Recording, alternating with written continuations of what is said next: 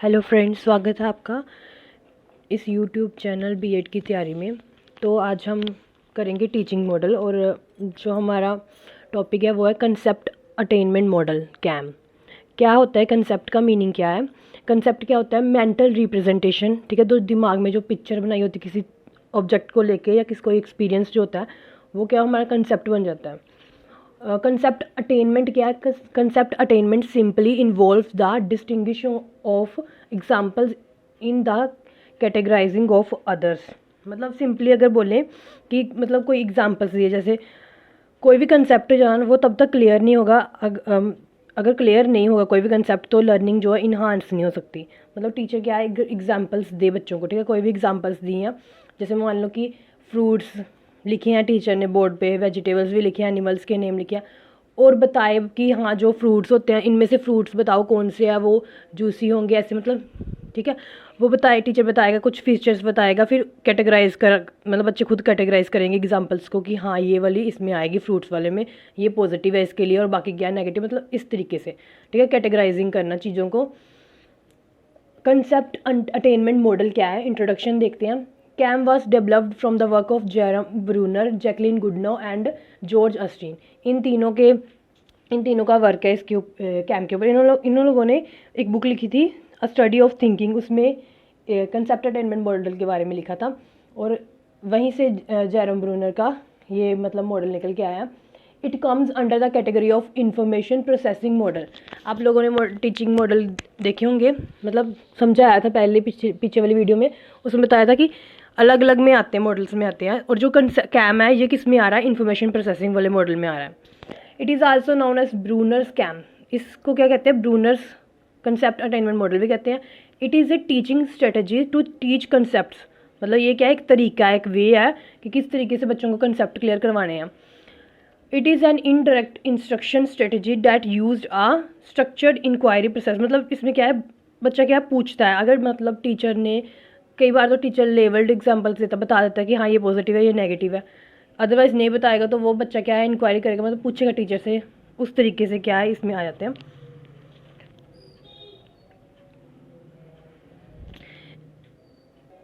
जैसे हमने देखा होगा टीचर कोई टॉपिक समझाता है, ठीक है ना, एग्जाम्पल्स बताता है, बच्चे समझ जाते हैं, उसके बाद स्टूडेंट्स जो है वो खुद से एग्जाम्पल्स देते हैं, ठीक है ना। मतलब जो बच्चा समझ जाएगा वो एग्जाम्पल्स खुद क्रिएट करेगा, ठीक है, सेट करेगा अपनी ओन एग्जाम्पल्स। और कई बच्चे ऐसे होते हैं जिनको नहीं समझ आया, फिर वो क्या उनकी जो जिसको समझ आया वो बच्चा अपने फ्रेंड को बताता है, समझाता है उसको कि उसको भी टॉपिक क्या होए वो भी टॉपिक अंडरस्टैंड कर सके। कोई भी टफ टॉपिक है मतलब एग्जाम्पल से शुरू होगा, ठीक है ना। तो कैम का फीचर मेन यही है कि ये एग्जाम्पल्स बता के फिर उसके बाद बच्चे को टॉपिक के ऊपर लेके जाना। तो आगे देखते हैं description of A concept attainment model. इसमें क्या है, टोटल कोई भी टीचिंग मॉडल होता है उसमें 6 फीचर्स होते हैं। सबसे पहला है फोकस, सेकंड है सिंटेक्स कह लो या स्ट्रक्चर कह लो। इसमें क्या है, 3 पार्ट हैं, इसके अंदर 3 मॉडल आते हैं। Reception oriented model, reception oriented model में भी 3 फेजेस है, फेज़ 1, फेज़ 2 एंड फेज़ 3। फिर सेकंड है सिलेक्शन ओरिएंटेड मॉडल, सिंटेक्स के अंदर ही, उसमें भी 3 फेजेस हैं। फिर है अनऑर्गेनाइज्ड ओरिएंटेड मॉडल, उसमें 2 फेजेस आते हैं। फिर उसका थर्ड जो है पॉइंट है वो है प्रिंसिपल ऑफ रिएक्शंस, उसके बारे में पढ़ेंगे। फोर्थ है social system, fifth support system and sixth जो है वो है एप्लीकेशन, यूटिलिटी एंड इफेक्ट। तो स्टार्ट करते हैं। सबसे पहला पॉइंट फोकस। फोकस में क्या आएगा? The focus of the model is the development of inductive reasoning of the students की क्या है, इंडक्टिव रीजनिंग को डेवलप करना है। जैसे हमने पहले पढ़ा इंडक्टिव रीजनिंग क्या होता है, जिसमें एग्जाम्पल्स दी जाती है, एग्जाम्पल से क्या है एक जनरल रूल सेट किया जाता है। तो ये कैम क्या है, उसके ऊपर एग्जाम्पल्स के ऊपर ही फोकस करता है कि पहले एग्जाम्पल बच्चों को प्रोवाइड करो तभी उनका कंसेप्ट जो है वो डेवलप करेंगे, ठीक है ना। इस तरह से ये मॉडल क्या है, किसकी डेवलपमेंट करता है, इंडक्टिव रीजनिंग की। That is students are also taught about the concept के बारे में बच्चों को बताया जाता है। These concept are of great use in the life of the students. Okay, the model help in conceptual learning instead of rote learning. मतलब रट्टाफिकेशन नहीं है, कंसेप्ट की लर्निंग पूरी हो रही है। This model also enables the students to become aware of the process of conceptualization. मतलब इसमें क्या है कि बेसिकली बोला गया फोकस में होता क्या है, नेचर के बारे में बताया जाता है, ठीक है, कि कोई भी चीज़ जो है वो ऑर्डर, मतलब इसमें क्या है ऑर्डरली अरेंज की जाती है, ठीक है, ताकि कोई कोई पर्टिकुलर कंसेप्ट को क्लियर करने के लिए हर एक चीज़ को क्या ऑर्डर वाइज रखा जाता है, और बच्चों की क्या इंडक्टिव रीजनिंग इसमें डेवलप करनी है। सेकंड जो है वो है सिंटेक्स और स्ट्रक्चर। जैसे कि हमने पहले देखा कि कैम के अंडर क्या था, जो सेकंड वाला सिंटेक्स है इसके अंडर 3 वेरिएशन थी कैम की, जो कि थी पहली थी रिसेप्शन ओरिएंटेड मॉडल, सेकंड थी सिलेक्शन ओरिएंटेड मॉडल, और थर्ड थी अनऑर्गेनाइज्ड। तो पहले हम कौन सी करते हैं, रिसेप्शन ओरिएंटेड मॉडल। जो ये रिसेप्शन ओरिएंटेड मॉडल है और जो सेकंड होगी ना सिलेक्शन ओरिएंटेड मॉडल, रिसेप्शन और जो सेकंड आएगी सिलेक्शन ओरिएंटेड मॉडल, उन दोनों को जब फेस सेकंड और थर्ड जो है वो सेम है, सिर्फ फेज़ 1 का उनमें डिफरेंस है। तो पहले हम करते हैं रिसेप्शन ओरिएंटेड मॉडल। क्या होता है, रिसेप्शन से ही समझ आ जाएगा कि रिसीव करना। In this model the students are more receptive than active, मतलब स्टूडेंट्स क्या है ज़्यादा रिसीव कर रहे हैं, ले रहे हैं टीचर से, उनका एक्टिव रोल नहीं है, ठीक है, खुद से जनरेट नहीं कर रहे, टीचर बता रहा है उनको। टीचर का क्या है, डोमिनेंट रोल है, मतलब टीचर का अलग अलग रोल है कि वो एज ए हेल्पर गाइड ऐसे एक्ट करेगा। सबसे पहला है फेज़ 1, इसके अंडर फेज़ 1 3 फेजेस हैं रिसेप्शन ओरिएंटेड मॉडल के अंदर। जो फर्स्ट वाला फेज़ है वो है presentation of data and identification. इसमें क्या है, सबसे पहला पॉइंट है इसके अंडर ही फेज़ 1 के, प्रेजेंटिंग एग्जाम्पल्स विद येस और no labels in a pre और arranged order by the teacher. मतलब टीचर क्या करेगा, बच्चों को बता देगा, एग्जाम्पल्स देगा बच्चों को और बताएगा कि हाँ ये वाली येस है और ये वाली क्या है, नो है। मतलब जो येस है वो क्या है, फीचर्स बनेंगे कंसेप्ट के, जो नो है वो निगलेक्ट के। मतलब बच्चे क्या है, दोनों को देखेंगे कि हाँ इसमें येस क्यों है, क्या इनमें कॉमन चीज़ है, मतलब उसको क्या कैटेगराइज करेंगे। पीछे देखा था ना, डिस्टिंग्विश करेंगे और कैटेगराइज करेंगे कि हाँ ये चीज़ इसमें क्यों आई है, इस वाले में क्यों आई है, और ये चीज़ नो वाले में क्यों है। उसके बाद सेकंड है, जैसे कि हमने पहले देखा कि जो रिसेप्शन है इसमें क्या टीचर का रोल सबसे ज़्यादा, मतलब टीचर क्या डोमिनेंट है और बच्चे क्या रिसीवर्स हैं, बोल लेंगे। टीचर ने फर्स्ट पॉइंट में क्या बोला था कि टीचर ने एग्जांपल्स बच्चों को प्रोवाइड कर दी येस और नो की, मतलब पहले से अरेंज की हुई थी टीचर ने, ठीक है, टीचर ने अपना काम किया। सेकंड में क्या है, कंपेयरिंग फीचर्स या attributes in positive and negative examples. अब बच्चे क्या है, पहले में टीचर ने बता दिया कि ये क्या है, येस है, और ये वाली क्या है, नो है। फिर उसके बाद बच्चे क्या करेंगे, कंपेयर करेंगे पॉजिटिव कौन सी है और नेगेटिव कौन सी है, मतलब उनको क्या उनकी कंपैरिजन होगा येस नो वाली में कि कौन सी जो फीचर्स में आती हैं येस वाली हैं कि हाँ ये एक तो होगी ना येस वाली और एक होगी नो वाली। मतलब जो पॉजिटिव है जिसमें फीचर्स आ रहे हैं कि हाँ वो तो क्या कंसेप्ट क्रिएट करेंगी, कंसेप्ट बनाएंगी, फॉर्म करेंगी, और जो नो वाली हैं इन दोनों को क्या किया जाएगा, कंपेयर किया जाएगा कि इसमें क्या चीज़ें हैं जो इसमें नहीं है, ठीक है, कंपेयरिंग होगी। फिर उसके बाद क्या आएगा, generating and testing hypothesis. Hypothesis मतलब कि कोई चीज़ जो बच्चों ने सपोज कर लिया, लेट कर लिया कि ये चीज़ होगी, वो होती है हाइपोथेसिस। फिर बच्चे क्या करेंगे, जनरेट करेंगे खुद से और टेस्ट करेंगे जो उन्होंने हाइपोथेसिस बनाया कि इसमें ये येस क्यों है, इसकी शायद ये फीचर है इसका, इसीलिए इसमें येस है। फिर उसके बाद करेंगे नेमिंग द कंसेप्ट को नाम देंगे, जो भी उन्होंने चीज़ें देखी हैं कि इसमें ये फीचर्स बन रहे हैं उसके अकॉर्डिंग को कंसेप्ट का नाम बनाएंगे।